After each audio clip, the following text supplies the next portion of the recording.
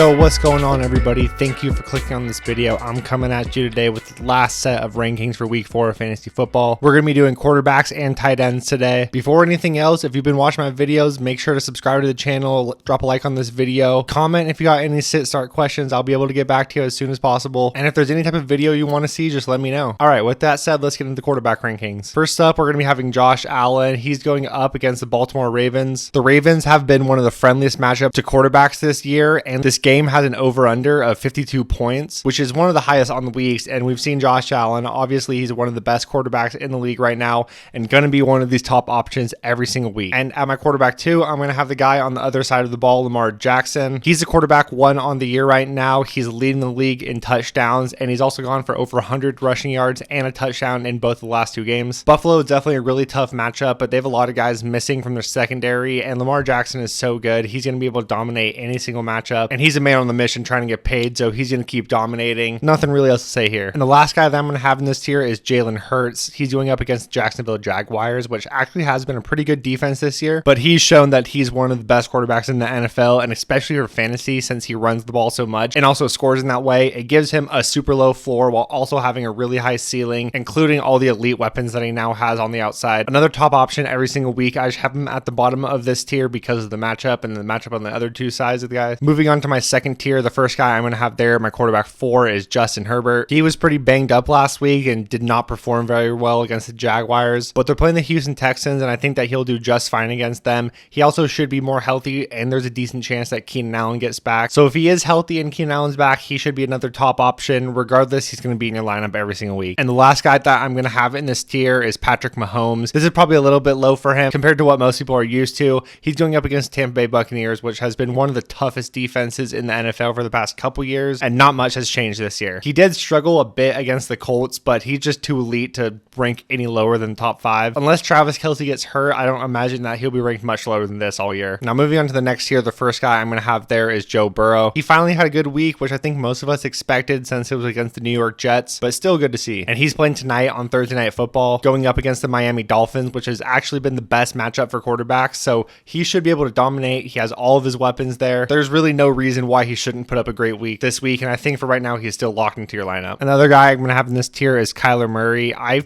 kind of feel bad ranking him this high, but there's not a lot of great options besides him. Like if you have him, there's nobody that you're going to pick up off the waiver wire and play over him, and a lot of people have tough matchups or are missing weapons, and although we haven't really seen it, he's still a freak athlete, and if he can run the ball, then he can be an elite option again. We just haven't seen that, and I'm sure once D-Hop is back, he'll be able to perform a lot better, but for right now, we definitely want to temper the expectations, but I don't think you can really do anything but play him if he's on your team. But I got him here at my quarterback 7. Moving on to tier 4, and on my quarterback 8, I'm going to have Tua. Now, he's really high up in all the passing yards and passing touchdowns. A lot of that is skewed because of the Baltimore Raven games where he had 450 yards and 6 touchdowns. But obviously, he's still going to be a good quarterback this year. I think depending on the matchup week to week and how the other people have their matchups, he'll be floating anywhere around that fringe quarterback 1. And given the elite weapons that he has around him, it's going to help him have a safe floor every single week. Now, he did get banged up. It looked like he had a really bad concussion, but it seemed to just be an ankle and a back injury. He's still questionable for tonight's game. I'm recording this the day before. If I hear anything, I'll put a disclaimer in the video. I think if he plays, though, if he's going to be solid for fantasy, they're going up against the Cincinnati Bengals, obviously, which has been a really tough matchup for quarterbacks,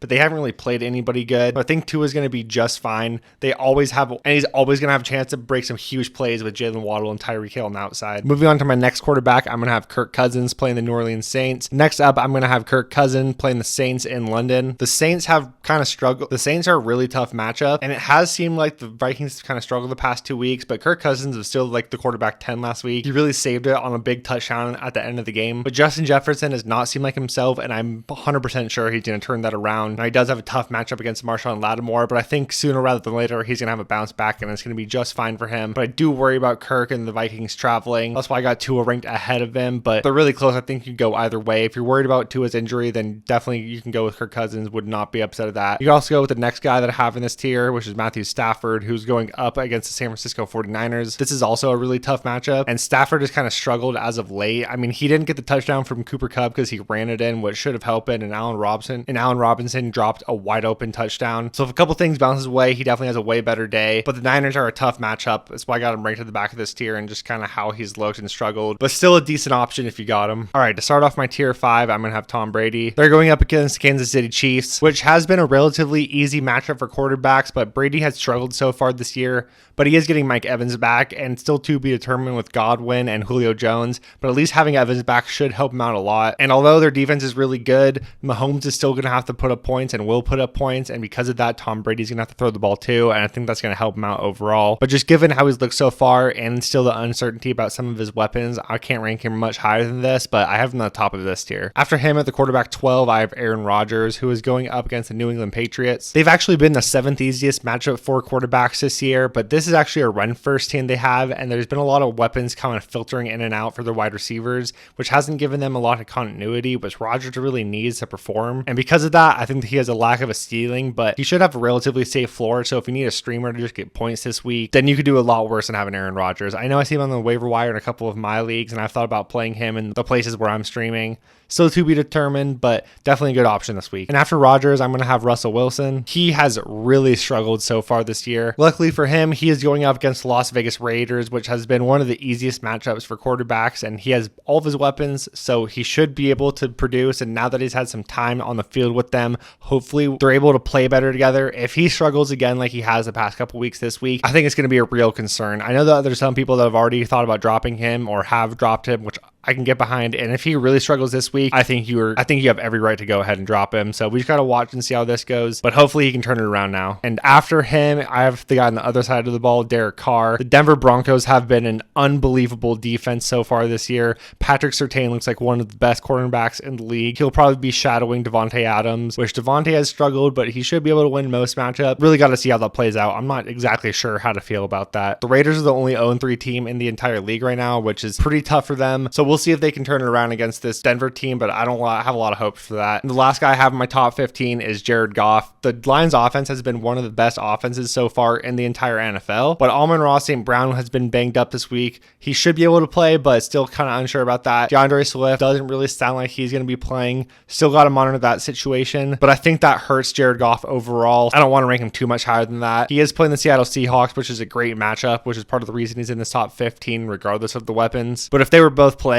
we could put him higher towards the top of this tier. And if you do need a streaming option, you could also do a lot worse than Jared Goff. But yeah, here are my top 15. Let me know if you guys got any questions. We're going to move on to the tight ends now. All right, so first up in the tight ends, we're going to have Mark Andrews, and in second is going to be Travis Kelce. I mean, these are the two real difference makers at the tight end position right now. They're going to be the top two in this tier every single week, and it can just kind of vary who's number one and who's number two depending on matchup. Like I just talked about with Patrick Mahomes, the Chiefs are playing the Tampa Bay Buccaneers, which is one of the toughest matchups in the entire NFL. That's why I have Andrews ranked ahead of him this week, but Andrews has also looked like the clear number one tight end so far, having 2 touchdowns in the past 2 games. Doesn't really matter. These guys are both absolute studs and will always be in this first tier. Moving on to the next tier, I'm going to have Darren Waller, who's going up against the Denver Broncos. While the Broncos defense is really good, like I just talked about, they've actually been pretty friendly to the tight end position, and with Surtain probably shadowing Devontae Adams, there's a good chance that Darren Waller is going to have a good game, so I got him ranked here at the tight end 3. After Waller, I have Dallas Goedert. They're going up against the Jacksonville Jaguars, like I talked about, actually a good defense this year, but he seemed to be a real difference maker for the Eagles, and Jalen Hurts seems to be a big fan of throwing the ball to him. He's honestly dominated so far this year, and I think that he's going to be able to keep it up, so I got him ranked inside the top 5 probably every single week. So I'm going to have him ranked around this top 5 probably every single week going forward. And the last guy I have in this tier who we finally saw do good is Kyle Pitts. He had about 4 receptions for 80 yards in the first half, and they barely used him in the second half, but he just showed again how good he is. Really nice to finally see this year. Obviously, we're all hoping he'd be much better than he has been, but at least we were finally able to see a good week from him. They're going up against the Browns, so not a super tough matchup, but definitely not an easy matchup. Doesn't matter though. He's going to be in your lineup right now regardless of the matchup, and he's the last guy that I have in this tier. And the first guy that I have in tier 3 is going to be George Kittle. he really did not do a ton last week, but overall the offense was not very good. And I think as Jimmy just gets more reps with the starters again and George Kittle gets more reps because that was his first game playing, they'll be better and better. He's just one of the best athletes in the entire NFL. And at the tight end position where you can get a difference maker like that, he's just got to be at least ranked this high every single week. Now they're playing the Rams, which is a tough matchup, and we haven't seen him dominate yet, so I don't want to put him into the next tier, but I'm sure sooner rather than later he will be up there. And the other guy that I have in this tier is Zach Ertz, who's going up against the Carolina Panthers. He's had 10 or more targets in both of the last 2 games, and somebody who's getting that much volume on an offense that should be decent, although they have not been. But regardless, that much volume on it with a good quarterback, I think that you got to rank him at least right here. Going on to the next tier, at my tight end 8, I have TJ Hawkinson. They're going up against Seattle, which is a very good matchup for tight ends. And like I talked about, DeAndre Swift probably won't be there, and Jamal Williams doesn't really catch a lot of passes. Amon-Ra is also banged up, although he should play. I think that could open up for TJ Hawkinson, also in a good matchup. Pretty in on him this week, so I got him ranked right here. After him, I have Pat Freiermuth, who's part of the Steelers offense that has not been very good, but he has a really great target share, and he's just shown that he's honestly a special talent at the tight end position. And somebody who's on the field as much as he is, and as good of a talent he is, he definitely needs to be ranked inside the top 10, but the offense just isn't very good, and there's a lot of weapons, so you can't really rank him in an elite tier, but still probably starting if you got him. And the last guy that I have in this tier is Tyler Higby, who is only at the back of this tier because he's going up against the Niners, which is the hardest defense against tight ends this year, but he's been really good for fantasy so far. He had 11 targets and 9 targets in the first 2 games. He only had 4 targets last week, but still had 61 yards. So somebody that is just that involved in the offense, you got to have him ranked up here. Definitely just seems to be a part of the offense, and I don't really see that changing anytime soon. Now moving on to the last tier, at tight end 11, I have Dalton Schultz. He practiced it in a limited fashion last week and is practicing limited so far this week.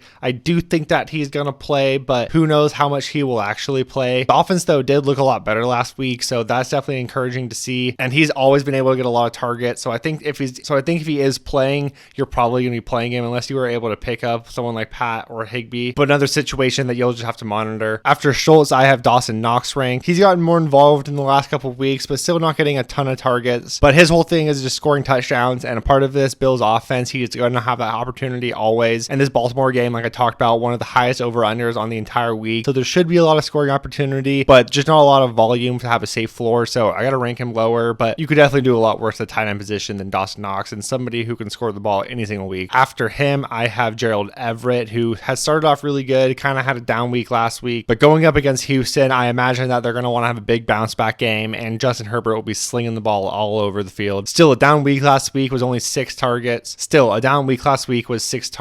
Only turned it into 2 catches for 25 yards. I think though that he's still going to be involved in this offense. They obviously like him, so he'll keep being used, but the tight end position, especially this far ranked, got to be pretty volatile week to week. But a lot of these people, you're just looking for good offenses. With the same thing with Dawson Knox, so I got him ranked right here, my tight end 13. And then my tight end 14, I have David Njoku, who's playing the Atlanta Falcons, which is the second easiest matchup for tight ends, so he has a great chance to dominate. He went absolutely crazy last week, had 10 targets, 9 receptions for 89 yards and a touchdown. I definitely don't think he'll be doing that every single week. Obviously, that's why I have or he'd be ranked in tier 1, but he showed that he can do it, especially this year with this offense, so that is great to see. Probably going to be the streaming category every single week, but if he gets more integrated into the offense, he could be ranked higher, and in a great matchup, I think he's going to have a really good option. In the league that I have Schultz, I picked up David Njoku off the waiver wire and kind of my backup plan for if he doesn't play, and I feel very comfortable with that. So just a little insight into what I'm doing with him. And the last guy that I have ranked inside my top 15 is Irv Smith Jr. Going up against the Saints, pretty tough matchup, but again, had 6 targets last week, which is pretty good volume for a tight end and ranked around this area, and the offense has looked solid. They like him in the red zone, so always gonna have opportunity to score and